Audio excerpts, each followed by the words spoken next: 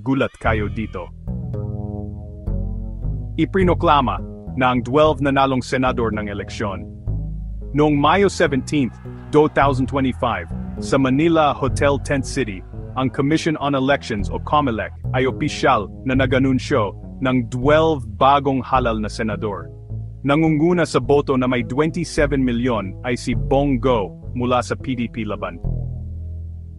Kasunod niya ay si Bam Aquino ng KNP at si Ronald Bato de la Rosa mula rin sa PDP Laban.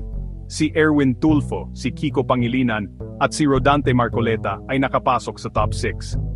Si Ping Lacson, si Tito Soto, si Pia Cayetano, si Camille Villar, si Lito Lapid, at si Ime Marcos ang kukumpleto sa listahan.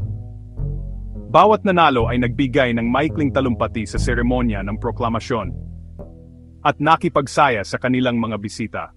Mahigit 825 milyong boto ang naitala sa eleksyon na may malaking epekto sa politika ng bansa.